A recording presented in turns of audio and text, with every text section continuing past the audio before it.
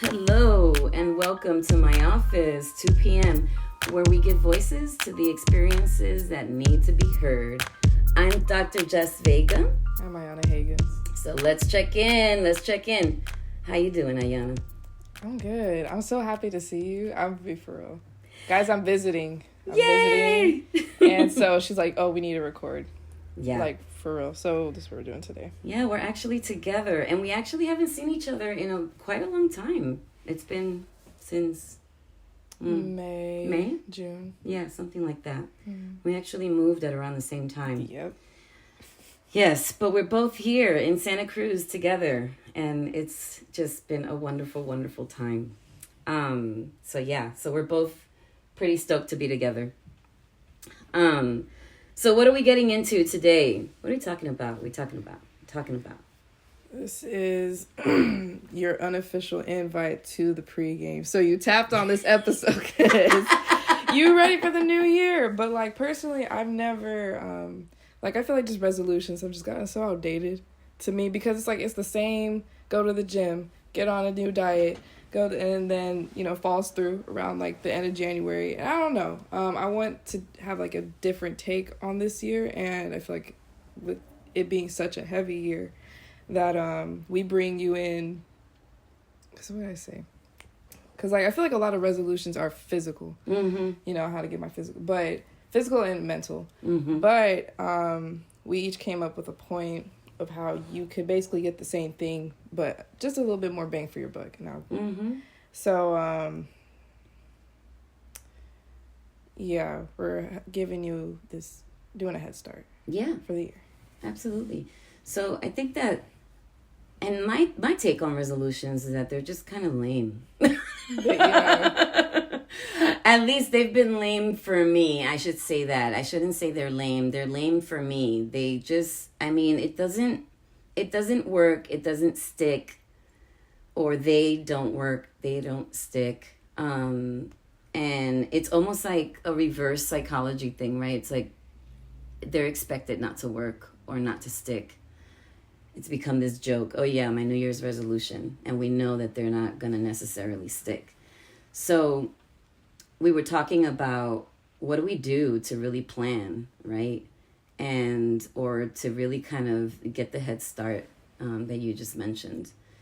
And so I think one of the things that came to mind for me was financial literacy. I think that when we think about, planning and, people, like, when I think of planning, I think the first thing that comes to mind for me is this idea of, saving money and budgeting, and that getting this, when I think of Head Start, I think of getting a head start on my finances, right? And it's always been kind of top of mind for me. I was wondering if that was like a generational thing, like because I'm 50 now and like that, finances are top of mind. Maybe because I'm like, about 20 years away from retirement, because I don't necessarily plan on retiring at 65 per se, but just because I love my job. And so, but no, I think that finances they were always part of my, kind of like my very salient in my psyche. And mainly because it was a mystery, right? I wasn't really sure as to... I knew they were important, and I knew that I had to save money, and I knew that I had to follow a budget, but I didn't really know what that looked like in actuality. Like, I knew that, I had an uncle that stuffed money under his mattress. I had... an aunt that put money in her drawer or something like that. Maybe somebody had a savings account at a bank. But, like, I just didn't really know what that looked like in practice. And so the how-to never really was in my presence, right? That just didn't... In practicality, it was never really there. So financial literacy was never really a thing. It was just never part of my environment. You know what I mean? Yeah. Like, I was never really taught how to. I was taught the what needs to happen. Yeah, just save, budget. Save. Yeah, I said, okay, and know how. Right. Don't matter how, Just save and budget. Yep. You know, and then there's this like myth that being educated means that you learn how to do that. Going to college means that you learn how to do that. And no, because they don't teach. College doesn't teach you how to live life, you know. Teach you how to work. They don't teach you how to... Right. Exactly. So, you know, this goes out to this conversation really goes out to you know, I'm going to say very loosely, regular people. Right? And I know that you guys know that we're speaking to college students, you know, grad students, young adults getting, you know, started in life, you know, young adults, you know, starting over, because some of us, you know, do have to start over earlier in life. Some of us are blessed to start over earlier in life. But, you know, to those of us that don't really know the importance of a savings account per se, that are living paycheck to paycheck, maybe, that are maybe paying bills late on purpose just to buy some time to pay this other bill, right? That just can't really get it together, right? Or feel as though we can't get it together. Like, these are really real feelings, right? How is it that I can do so well, right, in school and being a leader in my community or in a particular organization? How is it that I perform so well at work, right? I'm so successful. My relationships are so fruitful. But I'm always broke. Amen. I'm so rich in life, but damn, my checking. Okay, right? Yeah. And you actually make a decent amount of money to pay your bills. It's not even like you're living beyond your means, right? So I'm not even saying, oh, you know, you don't make any money, so you're broke. You actually make some money, and you're still broke. And it all goes to a bill. Right. It goes to a bill. Or you just don't know how to properly manage the money that you do make, okay? And that's one of the things that I want to touch on today, because that's a feeling that I've lived with, you guys. Like, I've already told you, like, I'm older, and I have not, in addition to several other areas of my life that I feel as though I haven't necessarily mastered because I'm human, right? Finances is definitely one area that I have not mastered. Now, part of my equation is that, you know, I'm a do-gooder, so I haven't necessarily made a whole lot of money in life. But also because I just didn't really know how to approach money. And I'm not talking about, oh, I didn't know how to approach my investments, right? I didn't really know how to approach those properties I had in the Cayman Islands. No, I'm talking about I didn't know how to approach my damn paycheck, okay? All right? Okay? I mean, for real. Like, you know, I hate people that are like, I don't know how to manage my finances either. And I'm like, number one, the fact that you called it your finances means that, you know, we're not talking about the same thing. I'm talking, I don't know how to approach my money, okay? So there's a difference, okay? So I'm talking about the people that are trying to manage their money, okay?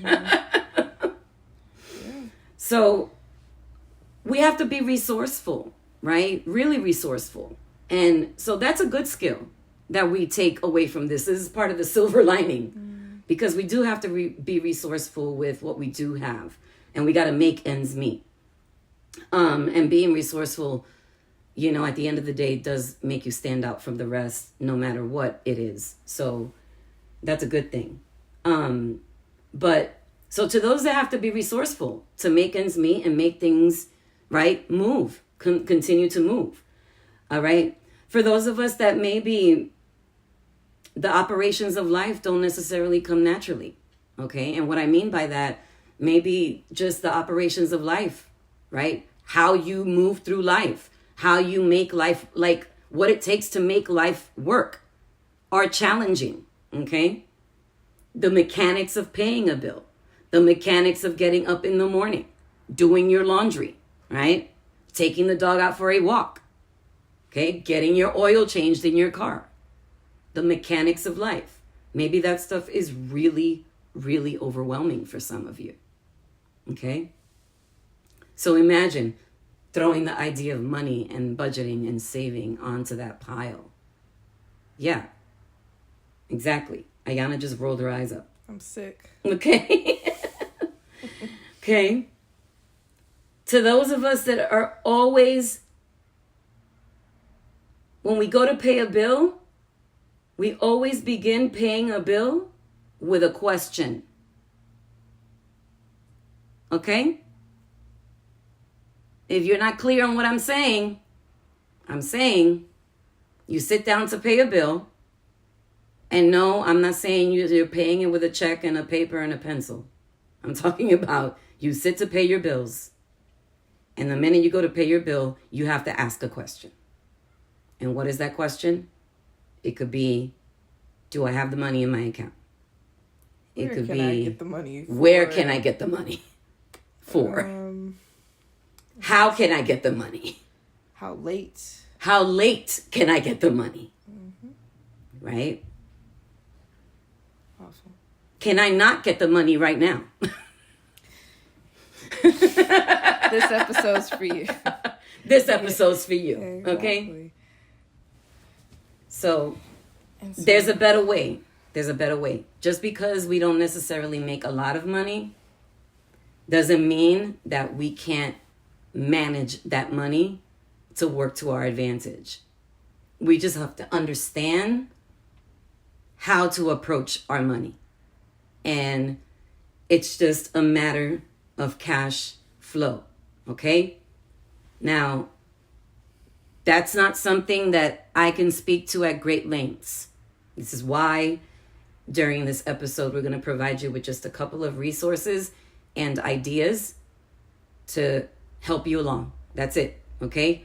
I'm not an accountant. Ayana's not an accountant. Okay? We do not profess or claim to be experts. We're just real bitches that are relating to you.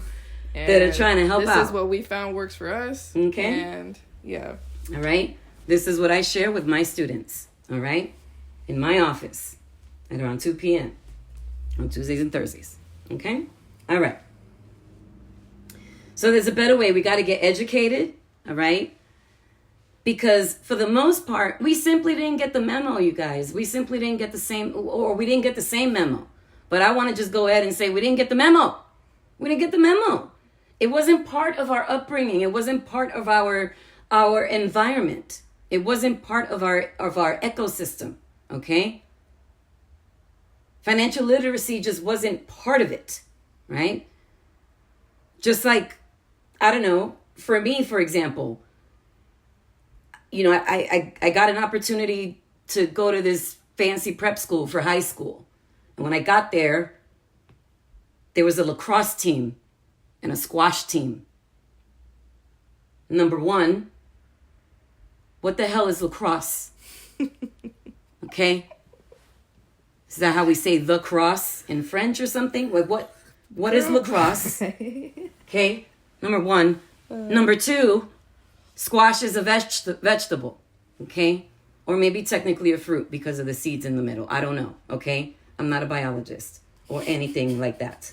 All right? Okay. So, what was my point? Let me look at my notes. Okay, so yeah. So, those things were not part of my environment. They were not, I didn't get the memo on squash and lacrosse, right? I don't know what those things are, okay? At 13, 14 years old when I arrive at my high school, okay? And P.S., I did join the lacrosse team for one season and then realized that I had no business trying to throw or catch balls with a stick that has a net at the end of it. I don't blame you. And I had really bad potty mouth, go figure. So I would always get fouled out and it was just not a good scene for me. Okay, so we move on. So if we talk about memos that we got a memo that said save money, budget, and there was no explanation. Okay? All right. So don't feel bad. It's not easy. I would say that many of us Gen Xers like myself have a hard time around money. Okay. Unless there's just a plethora of it. And maybe even then, you know, my guess would be that a lot of Gen Xers have issues with money, in terms of money planning and stuff like that. How about, what's your take on money with your generation? And that would be Gen Z. Yeah, like I said, just everybody, everybody's working. Just to stay afloat. From my, what's it called? My field of vision, Yeah. Can't speak for all the influencers online who are not helping. Right. Making you think that you have to have monthly clothing hauls, and, it's just becoming more prevalent, especially, I would say in friend groups too. And people are, people are understanding about that. It's just something to be real about, and in your circle. Because no, it's just tough around. Yeah, I find that a lot of my students are not only juggling one job, but multiple jobs, and I think that's part of the reason why I think it's so important for people to understand this really basic concept of just managing the money that they do have, and managing it from a cash flow perspective. So where would you, if you had a student come up to you, I'm looking to get my money together. Yeah. How would they, what would you suggest? Yeah, so there's this product out there by a lady named Kati Kiefer, and I'm hoping that I'm not butchering her name. Katie, if I am, I'm so sorry. It's called the True Money Saver, and you can find it at truemoneysaver.com. It's called the Cash Flow Formula, and it's this entire kit. It's basically a set of spreadsheet sheets that are already pre-populated with all of the formulas that you need. But it comes with modules of little classes to teach you how to use the products and why they're important and how they're important and how they can help you, and how they're put together and how they work together. And they're very simple, if I'm not mistaken, and I could be misspeaking, so do not quote me. And again, my apologies, Katie, if I'm misspeaking to your product, but it's made for everyday people, and moms, right, that are running families with multiple members in the family. So it is, I have purchased so many of these products and purchased so many books, watched so many videos, have made my own spreadsheets over the years. Nothing has worked at all, period. I'm not even going to say I've gotten a little bit of success. Nothing has worked for me.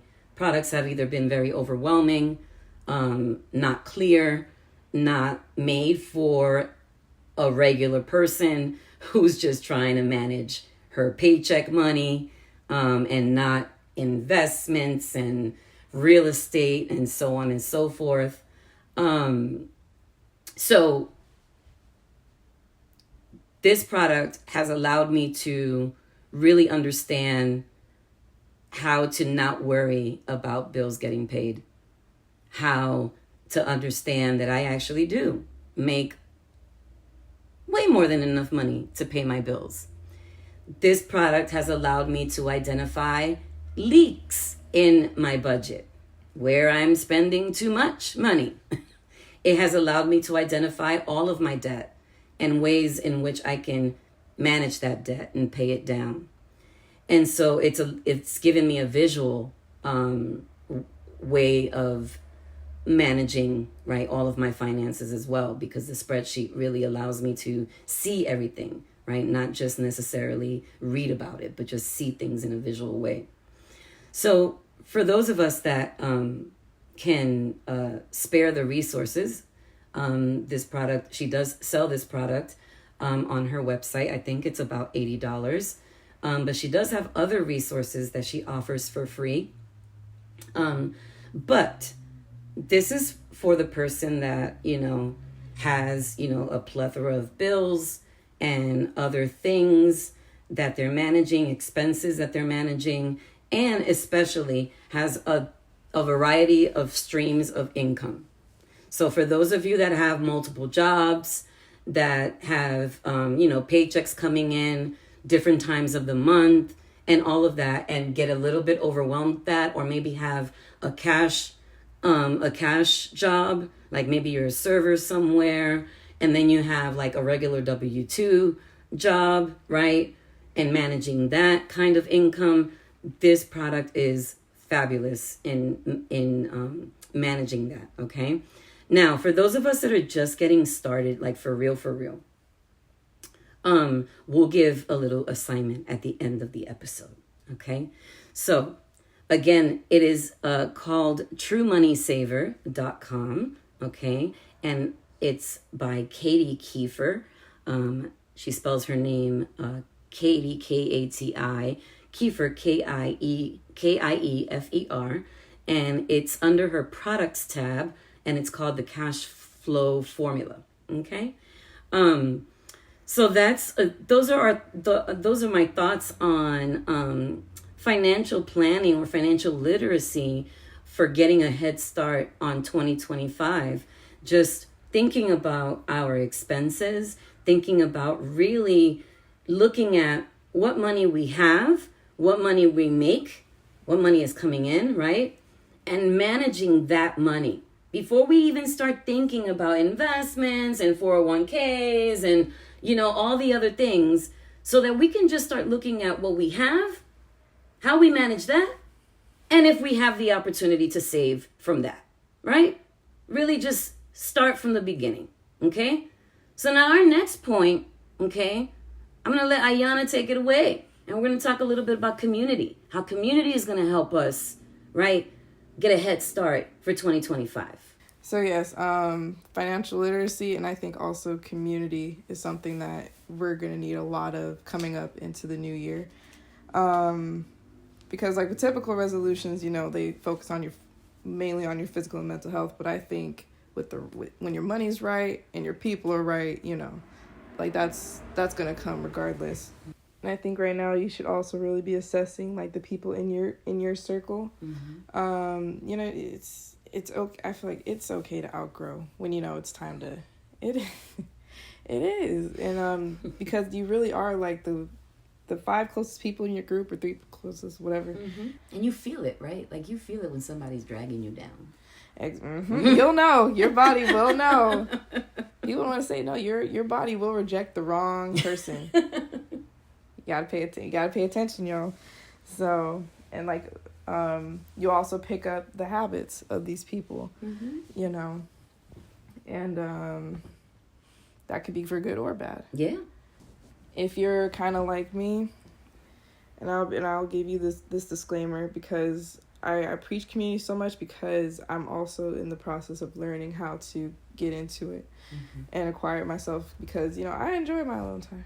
Mm-hmm. Move on your own time. Me too. Do what you want. Mm-hmm. Ain't gotta argue with nobody. Right. But that's not healthy. It's not healthy, y'all. So I'm trying to think, for myself, like, okay, if I wanted to get involved tomorrow, this week, mm-hmm. like what would that kind of look like? Mm-hmm. Because in a book that I'll talk more about in the end, when it comes to blue zones, which are there's about 5 or 6 locations on the planet. They're called blue zones, and they typically have the majority. They're very, I don't want to say old. They have great longevity. Like these people are like all in their 90s and 100s. So these 2 authors went out and kind of they like, what is it? So there was these 2 authors that went out and they kind of assessed like what was the commonalities amongst the different zones, and one of them was that these people had community. It keeps you informed. It keeps you typically takes care of you. Mm-hmm. And it's just there's just so many there's too many benefits to having community to not have one. Mm-hmm.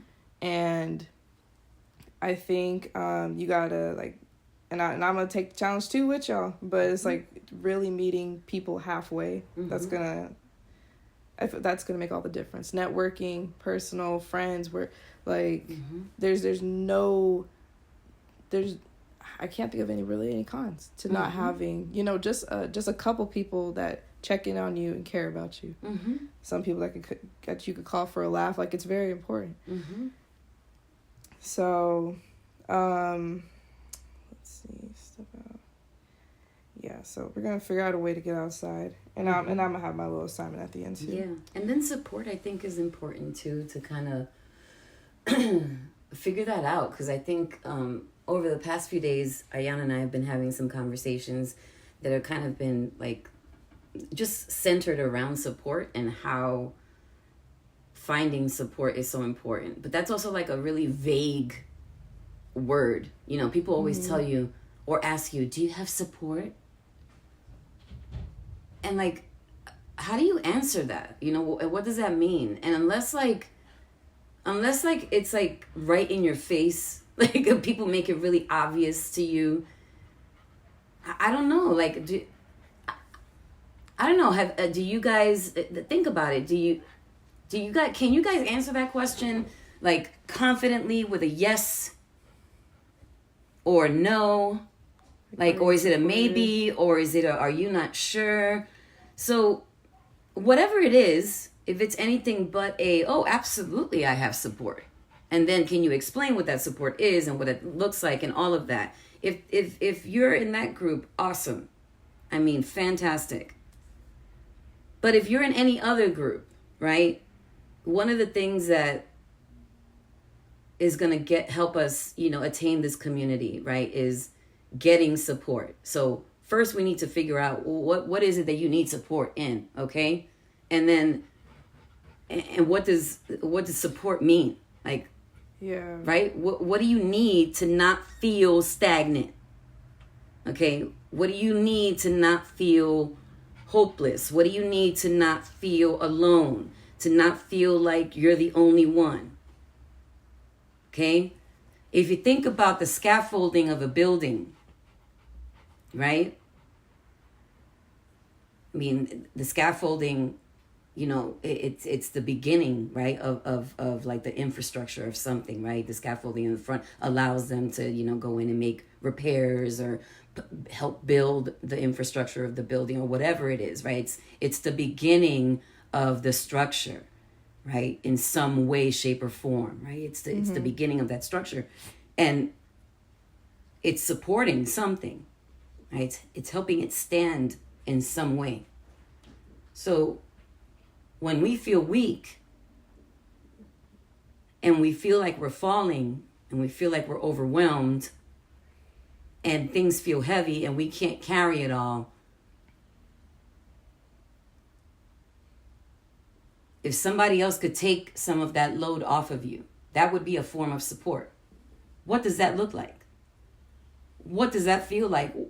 What can a person do to make that feel lighter? Okay? And then who can do that for you? Yeah, who do you have to drop? Who does not do that for you? Exactly, right? And so that's what support means for you, okay? So don't let people tell you, go get some support, and you not know what that means. You can say back to that person, thank you, but I don't know what that means, okay? That's you using your voice and you actually asking for help. Right? That's the beginning. Because somebody giving you advice that doesn't make any sense to you, then that's not advice at all. That's just digging you deeper into that hole. So if you need to ask another question in order to receive the advice and implement it for it to have a positive impact, then ask that other question. That's part of you seeking support. Yeah, because it's not the time to be cute. It's not with your emotions. Like, yeah, that's why you have community, to get real ugly with, to really, pour. It's it's outdated. I don't know how else to put it. Like, it's to not take care of yourself, to not seek the support that you actually, like, tailor-made, like, figuring out what do I need to get through this season, who do I need, and, you know, you deserve that, you know, everybody deserves that, and, yeah, it's about to be cold, y'all. No. You know, like, and these were times, you know, in the winter, like, the harshest, coldest, darkest season, you know, that's when, you know, community really did have to come together to get through the winter, and you need to get your tribe, man. And if you don't know what you need, sometimes having community will allow you to identify what it is that you do need, right? Sometimes we don't know what we need, but maybe someone in our community, in our tribe, will see what it is that we need without us knowing what it is that we need. Okay? So that's really important too. Yeah. So you want to talk about the book? Book? Oh, yeah. So for my resource today, it is called... Brought to you by... No, for real. And I apologize if I mispronounce it, but it's called Ikigai, The Japanese Secret to a Long and Happy Life by Héctor García and Francesc Miralles.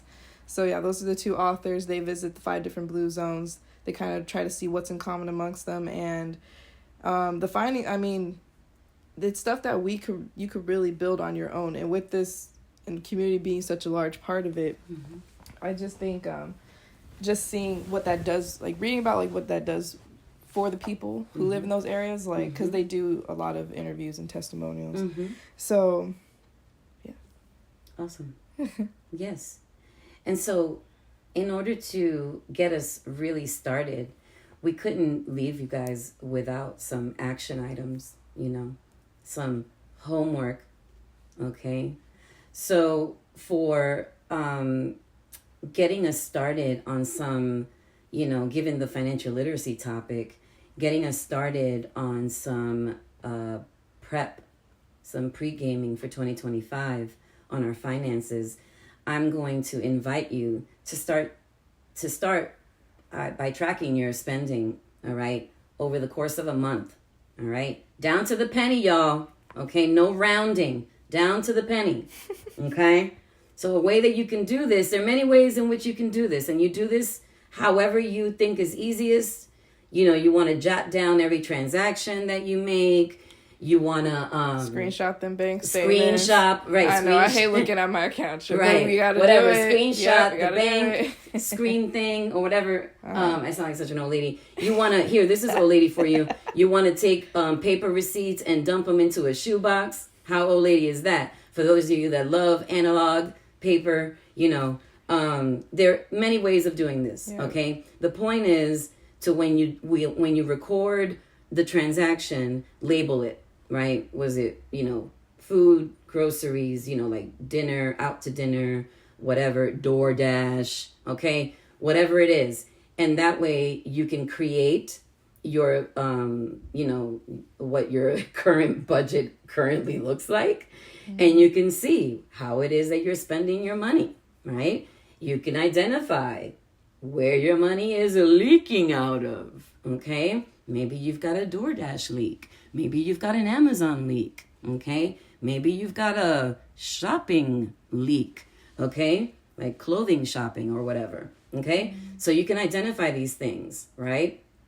And that's a start. Just an observation exercise, right? Just track over the course of 1 month, okay? A full month, all of your expenses, including your bills, okay? And that you can get a full picture of what it is that you spend, and then of course compare that number to the income that comes in. All right? So good luck with that. And then my step for you in terms of community, you got to get on a phone call this week. And that's big of me to be telling y'all to get on a phone call. And I mean, but see y'all, it's going to be tough for me too. I'm telling you. But I can vouch for that. Yeah. But no, we really, and I don't know who I'm going to call yet, but get on a phone call with a friend or a family member this week or something. Just someone, it doesn't even have to just someone to laugh with, someone to catch up, something light, just a couple minutes, just connect. That's the whole point, is to connect with someone. Mm-hmm. And then my second point is to look for your local hobby-based, like meetups and events. Something I have found when I do want to be around community and people or look to network and things like that, coffee shops. Super popular. Mm-hmm. Always a good drink. You just gotta figure out where you think your community would be. Mm-hmm. If it's at a concert, I've seen it. Mm-hmm. Concerts are cute. There's a lot of local, events in your community, mm-hmm. libraries. Like, you gotta pick your niche, where you want to meet your people, and mm-hmm. if you have the time, it doesn't hurt. Mm-hmm. Mm-hmm. Yeah, get out there. We need more connection in this world, more community. Yeah, and especially with the holidays coming up, there's gonna be all kinds of cute mm-hmm.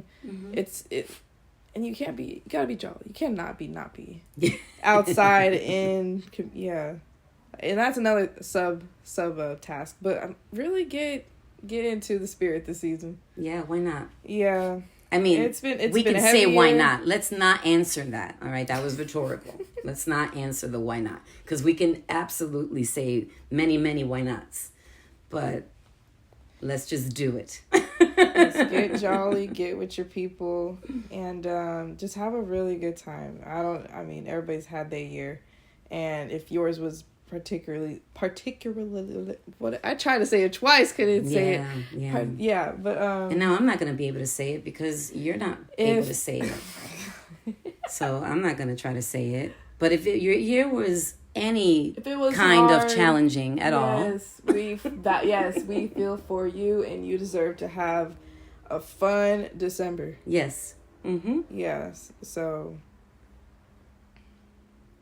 Until next time. Wait, we got you want to talk about liminality? Oh, that's right. We have some closing thoughts. Yes. Okay, so I had asked Dr. Vega, how does she feel about the new year? Because then we're trying to think of a title.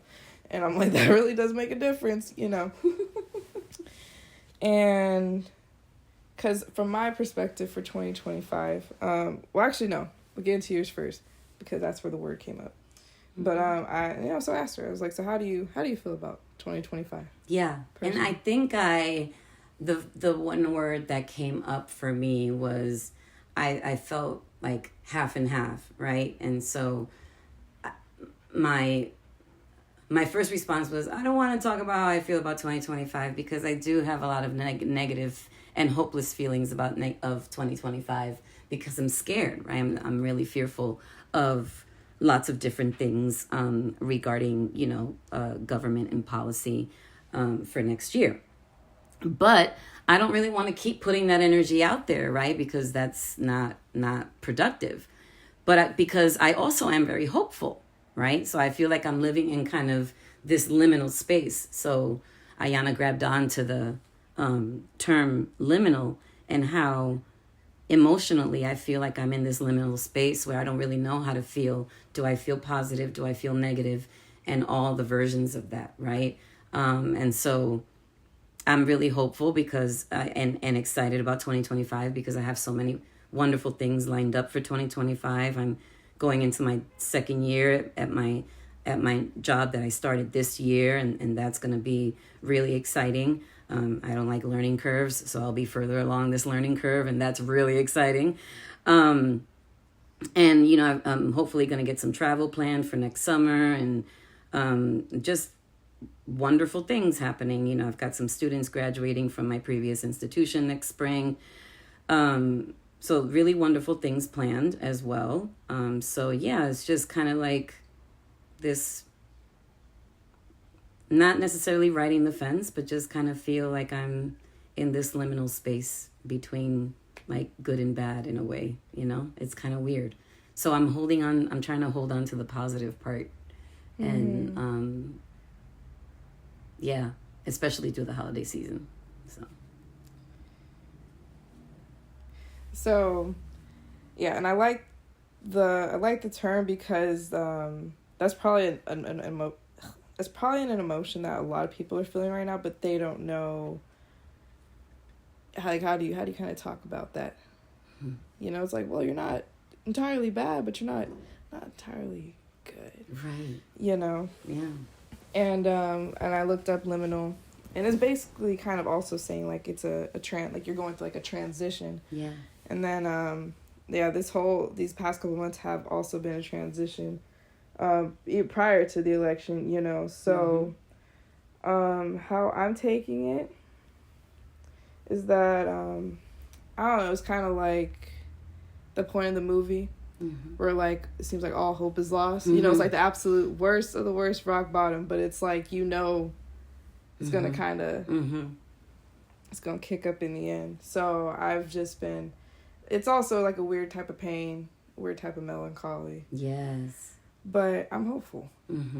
Yeah. And for 2045, I am also hopeful. I'm excited. You know, because we've seen the dark. We have seen the dark this year, and if it's you can agree. But yeah, I'm just hopeful. Yeah. So I'm excited. I mean, you know, we have to remain hopeful, but definitely, you know, remain, you know, cognizant of, you know, and vigilant, right, of all the realities that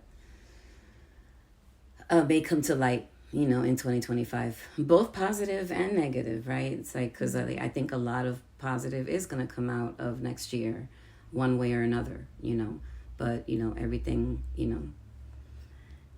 has its cost. Right? Every dog has its That's right. day. And that's why we wanted you guys to get a head start on some foundational things, right? Like our money. I feel like next year's really a build year. It's really like a get stable kind of build year. So yes, establishing your community and your money, like just basic foundations. And there's a lot of free ways to do it. A lot of free resources. Yeah. So seek out your information, right? Seek out those resources and get on it. All right? We'll talk to you guys next week. My office, 2 p.m. Late.